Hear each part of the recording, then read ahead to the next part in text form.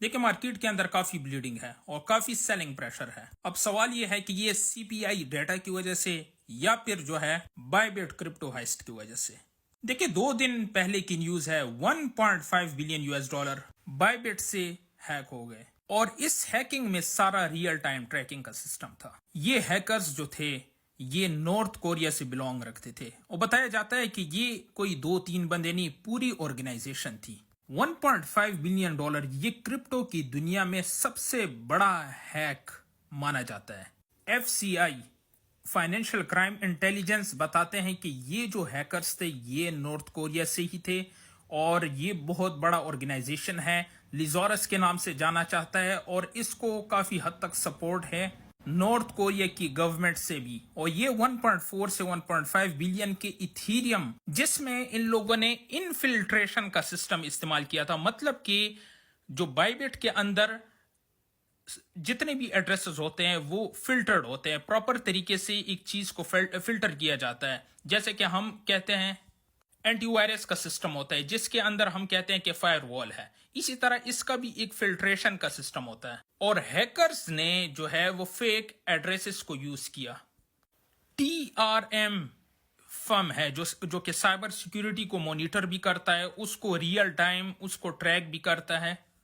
उन्होंने ये बताया कि देखें, ये जो फंड है ये ऐसे एड्रेसेस भी गए हैं जो कि नॉर्थ कोरिया से बिलोंग रखते हैं। तो हो सकता है नॉर्थ कोरिया में सबसे बड़ा एक ही यही ग्रुप है लिजोरस के नाम से।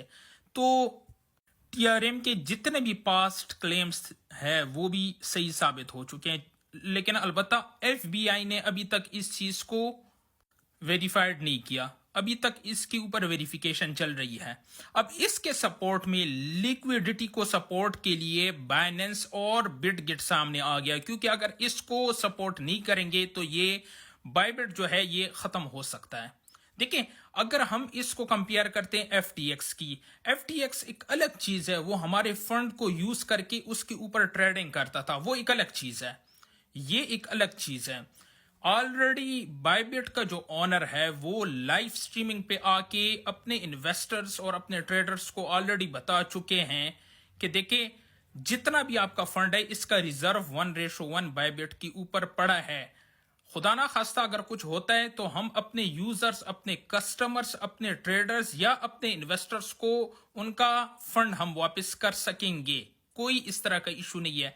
FTX के साथ ना तो रिजर्व था, वो आपके फंड्स को यूज करके ट्रेड करता था। सो मोस्ट प्रोबेबली यही चीज यहां पे भी है। देखें, नॉर्थ कोरिया जो है ये नॉर्थ कोरिया इसको खुद फंड करता है लिजोरस को, और पहले भी ये जापान का जो क्रिप्टो करेंसी है इससे तकरीबन 308 मिलियन यूएस डॉलर का हैक कर चुका है।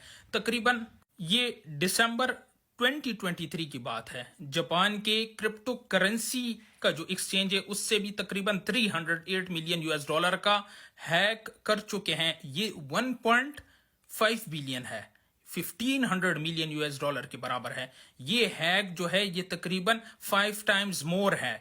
पर उसके अंदर जापान, US और कई मजीद ममालिक जो है, बड़े बड़े ममालिक है, वो ऑलरेडी बता चुके हैं कि ये इसके अंदर गवर्नमेंट फंडेड प्राइवेट ऑर्गेनाइजेशंस, जिसमें से सबसे बड़ा नाम जो है लिजोरस का है, ये खुद इस चीजों में इन्वॉल्व है। जबकि नॉर्थ कोरिया का जो कैपिटल है योंगयांग के नाम से जानना चाहता है, वो ऑलरेडी इसको डिनाई कर चुका है। ये मैं दिसंबर 2023 की बात कर रहा हूं, अभी की बात नहीं कर रहा हूं। ये पिछले जो क्रिप्टो हाइस्ट जो कि जापान से हुआ था, अभी का जो केस है वो थोड़ा डिफरेंट है। पर इस हैक की वजह से काफी विड्रॉवल ट्रिगर हो गए हैं, मतलब काफी फंड जो है बाइबिट से निकल आए।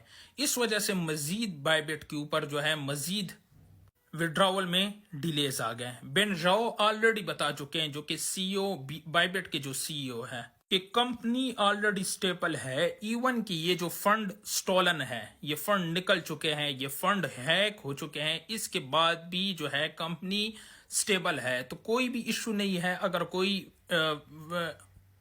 ये सब सेट हो जाएगा। जबकि नॉर्थ कोरिया का जो कैपिटल है योंगयांग, ये बता चुके हैं और TRM की तरफ से बताया जाता है कि ये ऑलरेडी नॉर्थ कोरिया ने हैक किया है, लेकिन अभी तक पूरा साबित नहीं हो चुका और इसके ऊपर इन्वेस्टिगेशन ऑनगोइंग है।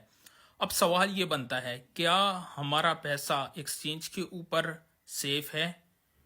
देखें, वजीर एक्स का एक एग्जांपल है, इंडिया का सबसे बड़ा एक्सचेंज। FTX का नाम आपने सुना होगा, वर्ल्ड कप क्रिकेट मैचेस में काफी स्पॉन्सर्ड है। अभी इसके बाद बायबिट, इसके बाद कल को हो सकता है बाइनेंस हो। तो क्या हमारा पैसा इस एक्सचेंजेस पे, सेंट्रलाइज्ड एक्सचेंजेस पे सेफ है?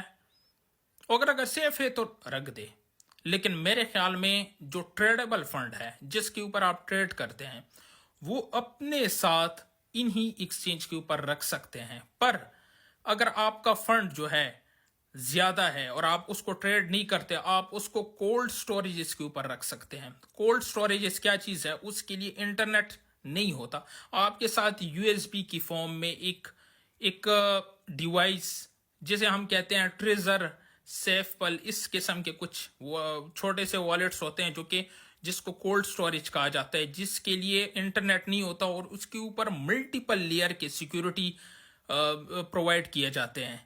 ठीक है, तो ये सिक्योरिटी कंसर्न हमें ये सबक देता है कि हमने किस तरह अपने फंड को कोल्ड स्टोरेजेस में रखना है, बजाय हम इसको एक्सचेंजेस, सेंट्रलाइज्ड एक्सचेंजेस पे रखते हैं।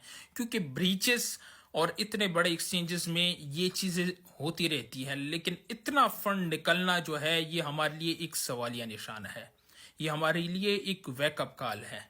So that's all, thank you so much.